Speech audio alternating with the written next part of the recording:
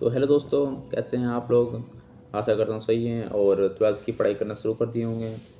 तो आज हम लाए हैं मैक्रो इकोनॉमी का फर्स्ट चैप्टर, जो कि क्लास ट्वेल्थ की सर्कुलर फ्लो ऑफ इनकम नाम है इसका।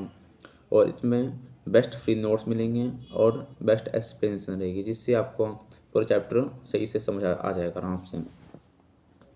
तो पहले पढ़ते हैं circular meaning of circular flow of income. Chapter नाम ही है सर्कुलर फ्लो ऑफ इनकम। तो पढ़ना शुरू करते हैं।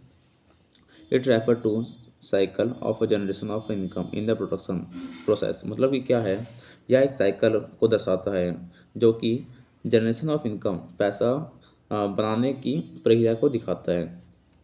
मतलब पहला तो इसमें आप समझें, इस साइकिल की बात हो रही है, इस साइकिल की।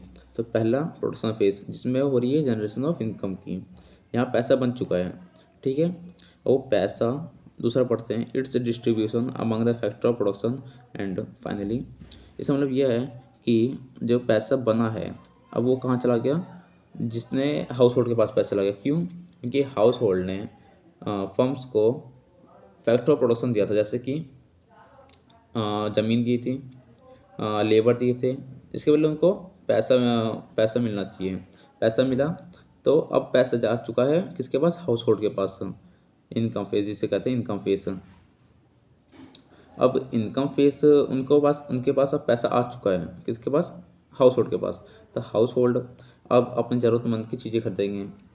एक्सपेंडिचर फेज इसे कहते हैं एक्सपेंडिचर फेज, जो कि वापस वो वहीं फर्म्स के पास जाएंगे, जहाँ प्रोडक्शन होती थी वहीं जाएंगे और वहीं से सामान खरीदेंगे।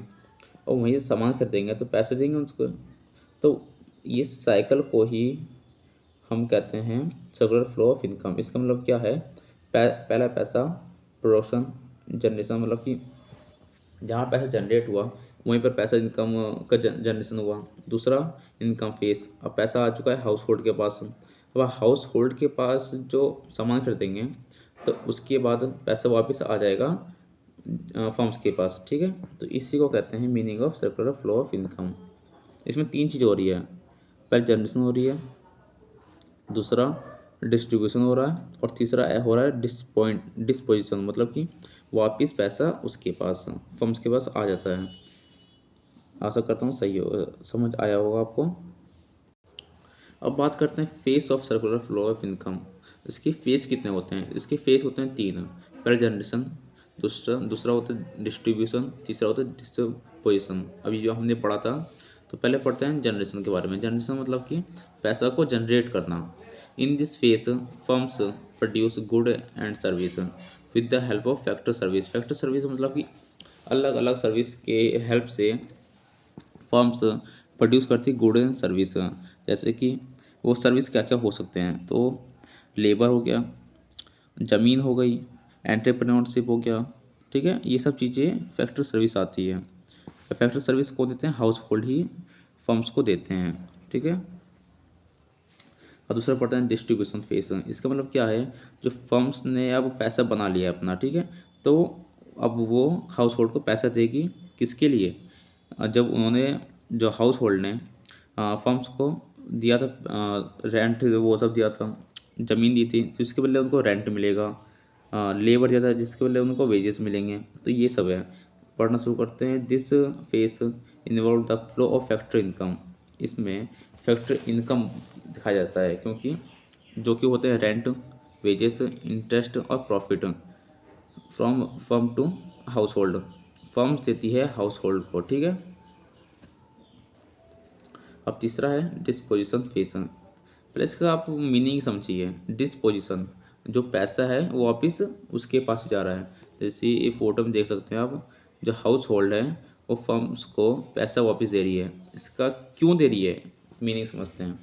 In this face the income receive by factor of production, जो कि मतलब हाउस होल्ड के पास पैसा आ चुका था, रिसीव्ड उन्होंने किया था पैसे, किस लिए, फैक्टर ऑफ प्रोडक्शन से, क्योंकि उन्होंने फैक्टर ऑफ प्रोडक्शन दिया था, उसके बाद उनको पैसे मिला था, तो उनके पास अब पैसा है, ठीक है। तो अब क्या दूसरा दिखाते हैं कि इस spend on the goods and service produce by firms. इसका मतलब क्या है कि हाउस होल्ड अब फर्म्स को वापस ही पैसे दे रही है। क्यों? क्योंकि उनको चाहिए गुड और सर्विस, ठीक है, इसलिए वो वापस पैसा किसके पास जा रहा है, फर्म्स के पास जा रहा है। अगर हम इसको ग्राफिकली पढ़ें समझें तो इसके अंदर क्या क्या हो रहा है। पहले एक हाउस होल्ड है, ठीक है, एक बिजनेस है, बिजनेस मीन्स फर्म्स, ठीक है। तो हाउस होल्ड ने पहले दिया फैक्टर ऑफ प्रोडक्शन, प्रोडक्शन जैसे कि लेबर, रेंट जो भी है, ज़मीन, ये सब दिया, ठीक है, बिजनेस को। तो फर्म्स ने अब हाउस होल्ड को उसके लिए क्या दिया, पर्सनल इनकम, पर्सनल इनकम से मीन्स इनकम, ठीक है। और फिर जब पैसा इसके पास आ चुका है, हाउस होल्ड के पास जब पैसा आ गया है, तो अब वो एक्सपेंडिचर खरीदेंगे बिजनेसमैन से। फिर बिजनेसमैन वापस उसे क्या देगी, गुड्स एंड सर्विस, ठीक है। जिसका पैसा अब किसके पास आ चुका है वापस, इसके पास, बिजनेस के पास, फर्म्स के पास। पैसा जाता है, पैसा वापस आता है, तो इसमें दो हो रही है, तो इसमें दो लाइन बनती है। पहला, जब बिजनेसमैन ने उसको जब पैसा दिया, ठीक है, और जब हाउस होल्ड ने वापस उसको पैसा दिया, एक तो मनी वाला, जैसे ये देखिए ये मनी। अब जो ये वाली लाइन देखते हैं, बाहर वाली लाइन, तो हाउस होल्ड उसे दे रही है फैक्टर ऑफ प्रोडक्शन, जिसके बदले बिजनेस उसे दे रहा है गुड एंड सर्विस। इसमें मनी नहीं है, इसमें रियल फ्लो है और ये मनी फ्लो है, जो कि अंदर वाली है ये लाइन, ये अंदर वाली लाइन है, ये मनी फ्लो है और ये है रियल फ्लो। अभी हम आगे और पढ़ेंगे इसके बारे में। तो पढ़ते हैं टाइप ऑफ सर्कुलर फ्लो। मैं आपको अभी बताया था रियल फ्लो और मनी फ्लो। तो पहला होता है रियल फ्लो, दूसरा होता है मनी फ्लो। तो रियल फ्लो और मनी फ्लो अगर हम ऐसे ही बोलें, ऐसे ही पढ़ें, तो इसके बारे में क्या समझ रहे हैं हम, कि रियल फ्लो में कुछ वास्तविक चीज़ इधर से उधर हो रही होगी और मनी फ्लो में पैसे इधर से उधर हो रहे होंगे। तो पहले पढ़ते हैं रियल फ्लो के बारे में। तो real flow refer to flow factor service from household to firm. इसका मतलब समझते हैं, जो हाउस होल्ड है वो फर्म्स को factor of production, factor of service, वो सब दिया, ठीक है। अब इसके बदले इसके आगे पढ़ते हैं, and the corresponding flow of goods and service from firm to household. अब फर्म ने हाउस होल्ड को वापस क्या दिया, इसके बदले गुड्स एंड सर्विस दिया, ठीक है। इस पूरे को कहते हैं रियल फ्लो, जिसमें मनी की बात नहीं होती है, यहाँ पर फैक्टर ऑफ सर्विस और गुड एंड सर्विस की बात करते हैं। और दूसरा बात करते हैं मनी फ्लो।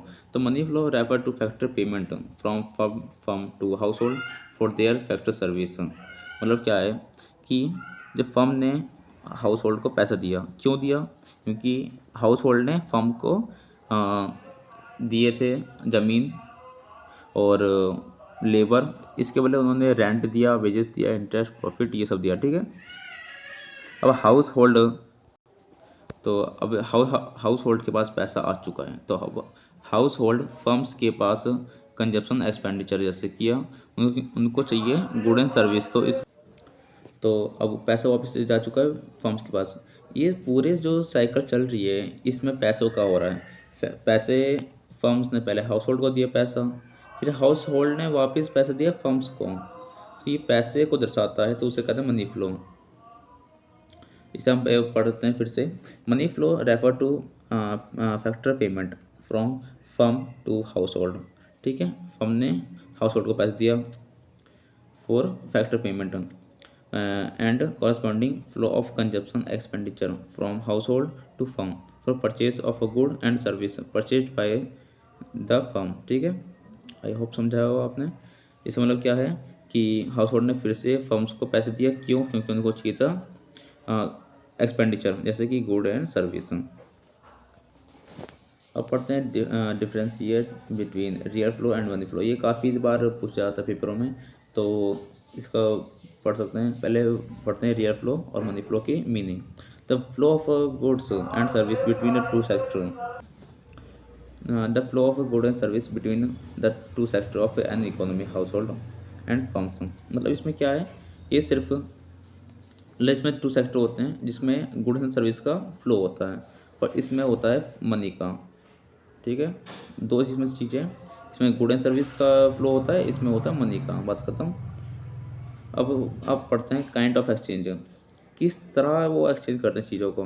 तो इसमें एक्सचेंज होती है गुड एंड सर्विस की, ओनली गुड एंड सर्विस, ठीक है। जैसे कि हाउस होल्ड फर्म्स को सर्विस देती है, फैक्ट ऑफ प्रोडक्शन जैसे कि, और फिर फर्म्स वापस उनको देती है पैसे, ठीक है। सॉरी, गुड एंड सर्विस देती है वापस। तो इसको कहते हैं रियल फ्लो। अब मनी फ्लो पढ़ते हैं, इसमें मनी का फ्लो होता है, ठीक है। एक्सचेंज ऑफ मनी इसमें होती है पैसे, जैसे कि फर्म्स ने हाउस होल्ड को पैसे दिया, हाउस होल्ड ने वापस फर्म्स को पैसे दिया, इसको ही मनी फ्लो कहते हैं। और डिफ़िकल्टी इन एक्सचेंज, एक्सचेंज करने में कब डिफ़िकल्टी आ सकती है, जब रियल फ्लो में जब बार्टर सिस्टम हो। बार्टर सिस्टम आप समझे हैं, आपने सिस्टम पढ़ा होगा। तो इसमें ये बताता है कि बार्टर सिस्टम में पैसे का इन्वेंट नहीं हुआ था, जब पैसों की जगह चीज़ों का आदान प्रदान करते थे, तो इसको कहते हैं बार्टर सिस्टम। तो इसमें उनको डिफ़िकल्टी हो सकती थी। और मनी फ्लो में इसमें कोई डिफ़िकल्टी आई नहीं, जब पैसे बन चुके हैं तो पैसे हम कुछ भी कर सकते हैं, इसके बदले सामान से के बदले हम पैसे दे सकते हैं, तो पैसे का फिर फ्लो सही हुआ, अच्छा हुआ, आदान प्रदान करना बहुत आसान हो गया। अब दूसरे नाम इसका पढ़ते हैं, अदर नेम, ठीक है। तो real flow also known as physical flow, और इसको कहते हैं नॉमिनल फ्लो। अब पढ़ते हैं स्टॉक एंड फ्लो। स्टॉक क्या होता है, फ्लो क्या होता है, इसके बारे में थोड़ा पढ़ते हैं। Stock variable refer two variable which is measured at a particular point of time. मतलब इसमें क्या बताया गया है, यह एक वेरिएबल होता है जिसमें हमें मेज़र बस एक टाइम को करते हैं। जैसे कि मैं एग्जांपल लूँगा, इसे बाद में पढ़ेंगे, पहले मैं बताता हूँ। एक बड़ी से मैदान में एक हमने पॉइंट ढूंढा, इसको कहेंगे स्टॉक। मतलब कि स्टॉक एक पर्टिकुलर पॉइंट, एक पॉइंट पर एक बोलती है, ठीक है।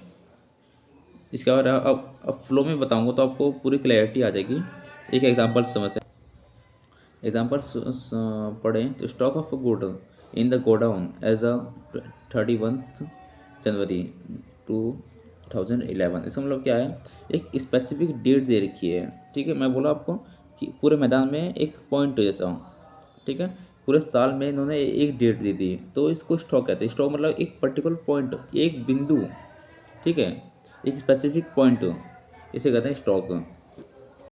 अब पढ़ते हैं फ्लो के बारे में। तो flow variable refer to that variable which is measured over a period of time. मतलब कि हमने मैदान का एग्जांपल लिया था, तो पूरे मैदान का ही बोलते हैं।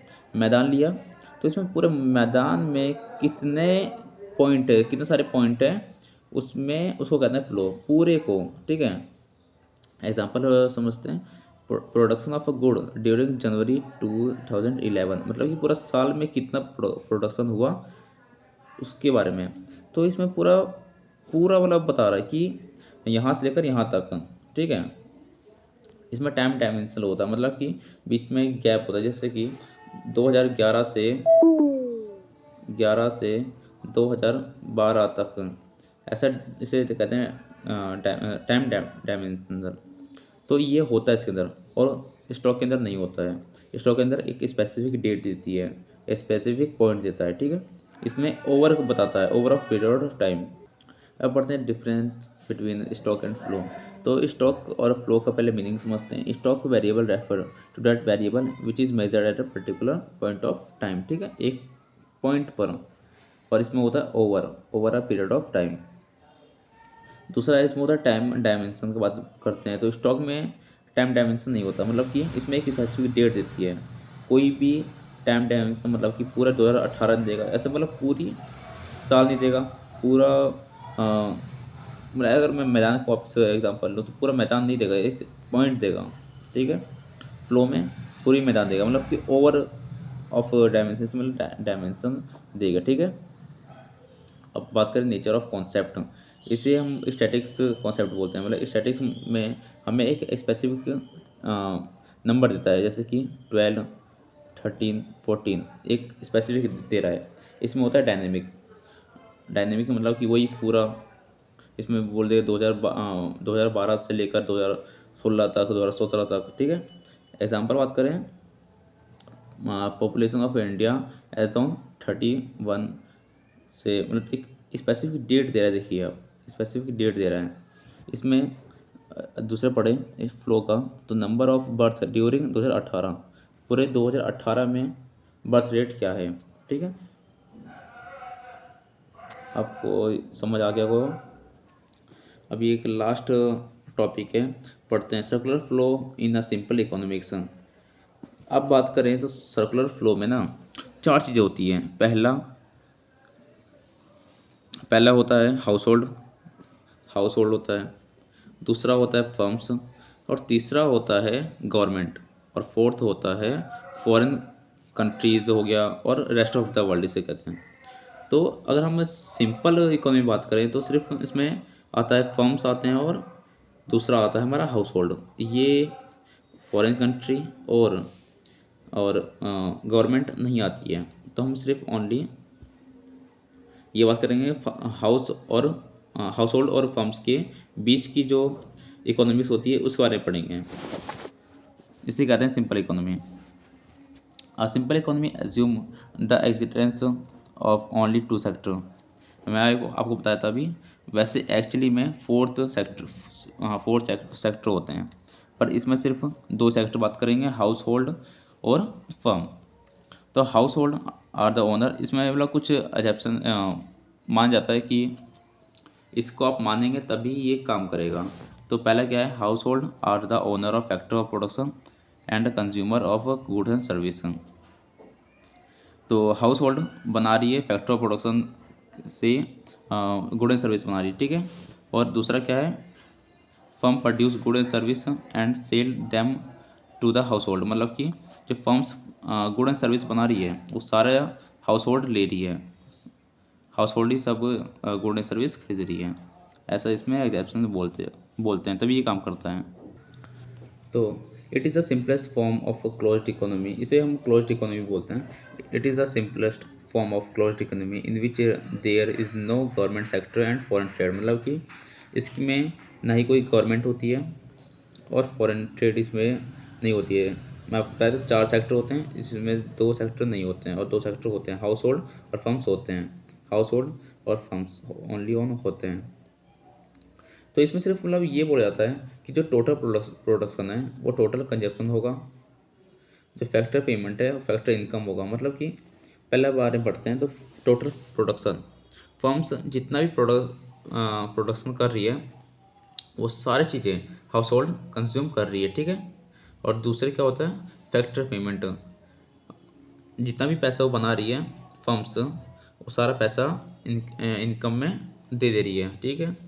और कंजप्शन एक्सपेंडिचर फैक्टर इनकम, मतलब कि जितना वो सारे चीज़ें बना रही है वो सारे पैसा उसमें खर्च कर रही है, ठीक है। और दूसरा है real flow equal to money flow. Money flow अभी रियल फ्लो हमने पढ़ा था, इसमें रियल फ्लो में क्या होता है, यही जिसमें पैसा का फ्लो नहीं होता, और मनी फ्लो जिसमें मनी का फ्लो होता है, तो वो दोनों बराबर होते हैं। तो ऐसा इसमें होता है जब हम circular flow of simple economy बोला है तो ये होता है, ठीक है।